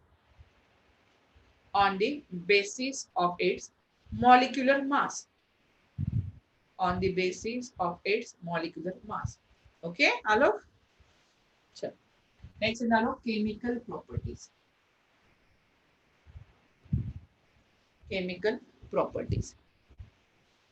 अभी हमें केमिकल प्रॉपर्टीज देखनी है, किसकी?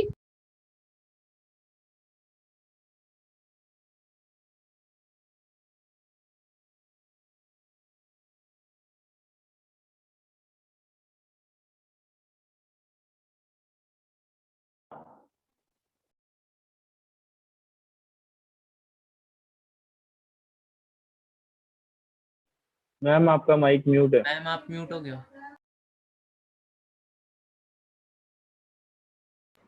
ये कब हो गया था? चलो आलोक, तुम्हें सुनाई दिया था ना जो मैंने पॉइंट रिपीट किया था, कि तभी से था।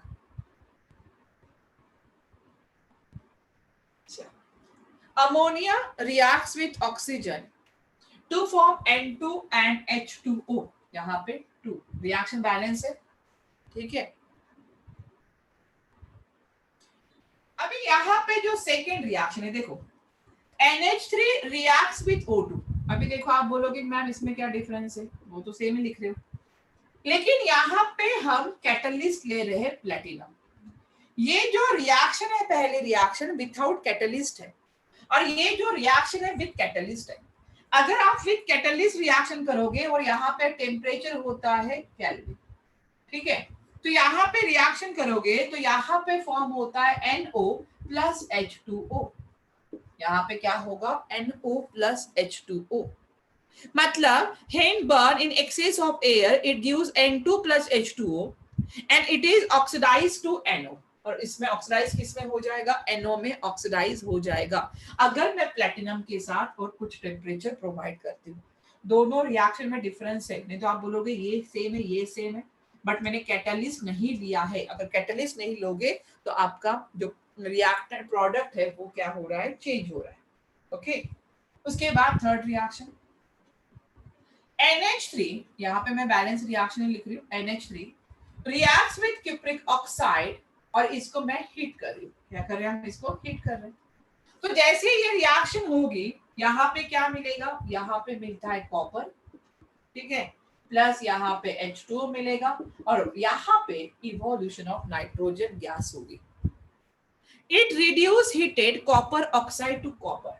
यहाँ पे जो कॉपर ऑक्साइड है किस फॉर्म में, Cu2 प्लस के फॉर्म में, यहाँ पे कहा जा रहा है, जीरो के फॉर्म में जा रहा है, मतलब ये क्या कर रहा है, रिड्यूस कर रहा है। ये क्या कर रहा है, यहाँ पे रिड्यूस कर रहा है। तो ये रिड्यूस करेगा किसको, यहाँ पे कॉपर में, ठीक है। उसके बाद अगर मैं यहाँ पे ले रही हूँ NH3, fourth reaction, ammonia reacts with Cl2, किसमें लिया, अमोनिया रिएक्ट्स विद Cl2, तो यहाँ पे प्रोडक्ट जो फॉर्म होता है ये होता है NH4Cl। NH4Cl मतलब अमोनियम क्लोराइड फॉर्म होगा, विथ नाइट्रोजन गैस यहाँ से बाहर निकल जाएगी, ठीक है, नाइट्रोजन गैस बाहर निकल जाएगी। अभी यहाँ पे देखो थोड़ा सा अलग है।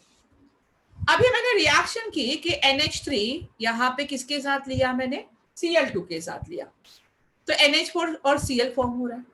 लेकिन अगर मैं NH3 की रिएक्शन Cl2 के साथ कर रही हूँ, लेकिन Cl2 यहाँ पे कैसा ले रही हूँ, एक्सेस में ले रही हूँ। यहाँ पे Cl2 हम कैसा ले रहे हैं, एक्सेस में ले रहे हैं। अगर Cl2 एक्सेस में ले रहे हैं तो यहाँ पे प्रोडक्ट चेंज हो जाएगा, यहाँ पे फॉर्म होता है NCl3, नाइट्रोजन ट्राइक्लोराइड, और यहाँ पे रिएक्शन के साथ आएगा HCl। देखो ये रिएक्शन बहुत इंपॉर्टेंट है, स्टार कर दो, MCQ में कुछ भी पूछा जा सकता है।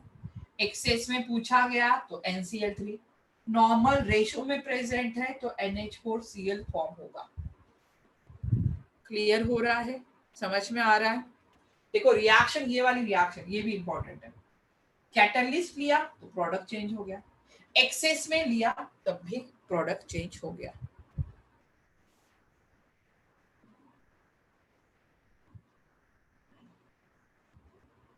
चलो आगे बढ़े।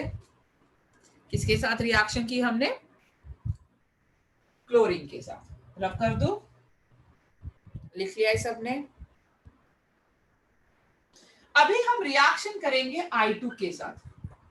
I2 मतलब आयोडीन के साथ। अभी तक हमने क्लोरीन के साथ की, एक एक्सेस में भी लिया और एक हमने नॉर्मल कंडीशन में लिया।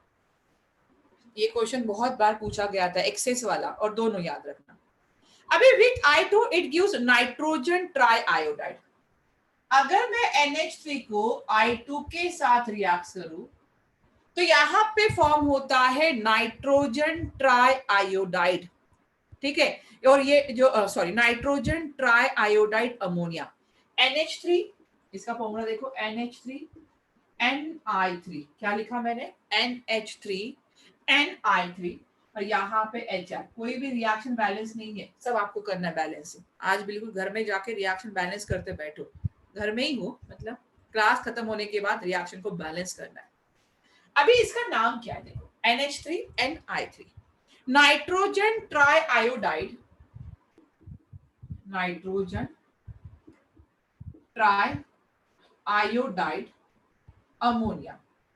और ये जो होता है ये ब्राउन कलर का प्रेसिपिटेट होता है, ये ब्राउन कलर का प्रेसिपिटेट होगा, nitrogen try iodide ammonia brown precipitate होता है, which is explosive in a dry state. ये हमेशा जो नाइट्रोजन ट्राई आयोडाइड अमोनिया होता है ये एक्सप्लोसिव होता है इन अ ड्राई स्टेट में। अगर ड्राई कंडीशन हुई तो वहां पे ये एक्सप्लोसिव रहेगा, और ये डिकम्पोज भी हो सकता है, ये डिकम्पोज भी होता है N2 + I2 में, ठीक है। अगर मुझे इसको डिकम्पोज करना है, कैसे करूंगी, देखो NH3 NI3, इसको डिकम्पोज करोगे तो N2 मिलेगा, यहाँ से I2 मिलेगा, N2 I2, क्या बचा हुआ है, एक बचा हुआ है यहाँ पे NH4I, तो यहाँ पे बाय प्रोडक्ट मिलता है NH4I, अमोनियम आयोडाइड। क्या मिलेगा, अमोनियम आयोडाइड। उसके बाद नेक्स्ट रिएक्शन, ये कौन सा नंबर था, जो भी नंबर होगा, मैं 5th दे रही हूँ, मुझे नहीं पता, जो भी नंबर होगा आप डालो। उसके बाद 6 number, ammonia reacts with sodium, NH3 reacts with sodium, ये तो इजी है। अगर सोडियम और अमोनिया एक दूसरे के साथ रिएक्ट हो रहे अराउंड 575 केल्विन पे, तो यहाँ पे फॉर्म होता है अमाइड, सोडामाइड। क्या फॉर्म होगा यहाँ पे, सोडामाइड, मतलब NaNH2 फॉर्म होगा, NaNH2 is called as sodamide with evolution of hydrogen gas। और बाहर क्या निकलती है? हाइड्रोजन गैस निकलती है। बाहर क्या निकल रही है? Hydrogen gas. क्लियर होगा? समझ में आ रहा है? चलो, और एक इंपॉर्टेंट रिएक्शन लिखनी है यहाँ पे, रब कर दो ऊपर वाला। बहुत सारे रिएक्शन है, इसीलिए मैं बोल रही हूँ उस दिन का उसी दिन करते जाओगे। 7 जो इंपॉर्टेंट नहीं हो तो मैं छोड़ भी रही हूँ।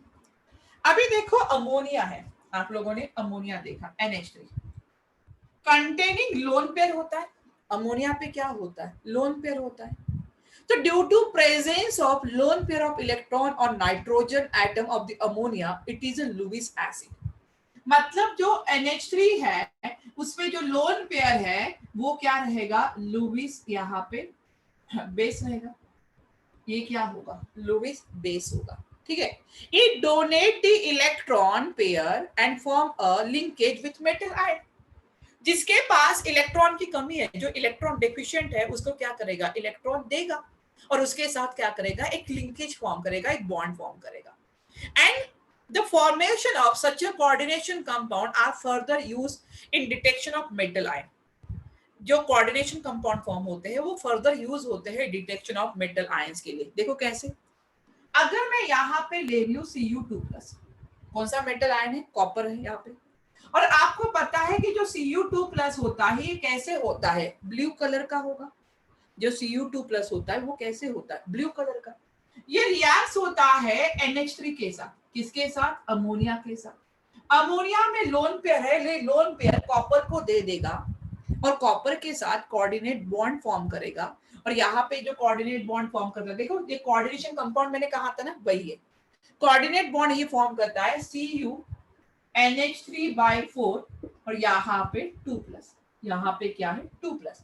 ये जो कॉम्प्लेक्स बना है कोऑर्डिनेशन कंपाउंड, ये होता है डीप ब्लू कलर। ये एकदम डार्क ब्लू कलर होता है, डीप ब्लू कलर का। तो the formation of such a coordination compound use in detection of metal ion, use in a detection of metal ion, कि कौन सा मेटल आयन है इसमें, उसके लिए यूज होता है। अभी देखो यहाँ पे सेकेंड रिएक्शन हम देखते हैं, AgCl वाली। अभी आपको पता है AgCl क्या होता है? व्हाइट प्रेसिपिटेट के फॉर्म में होता है। अगर मैं यहाँ पे Ag+ यूज कर रही हूँ और यहाँ पे Cl-, Ag+ कैसा है? कलरलेस है। Ag+ कैसा है? कलरलेस है। Ag+ से AgCl यहाँ पे फॉर्म होगा, AgCl फॉर्म हो रहा है। अभी यहाँ पे जो AgCl है, यहाँ पे जो AgCl है उसका प्रेसिपिटेट कौन सा है? व्हाइट प्रेसिपिटेट होता है। अगर ये AgCl NH3 के साथ रिएक्ट हो जाए, NH3 के साथ रिएक्ट हो जाए, तो यहाँ पे क्या मिलेगा? यहाँ पे जो प्रोडक्ट बनता है Ag NH3/2 और यहाँ पे Cl। तो ये जो कॉम्प्लेक्स बना, this complex is called as a coordination compound. और ये कॉम्प्लेक्स कैसा होता है? कलरलेस होता है। ये कॉम्प्लेक्स कैसा रहेगा? कलरलेस रहेगा। मतलब आप देखो, ब्लू से डीप ब्लू फॉर्म हुआ, कलरलेस से कलरलेस कॉम्प्लेक्स फॉर्म हुआ। मतलब उससे कौन से आयंस प्रेजेंट है आपको ये पता चल सकता है।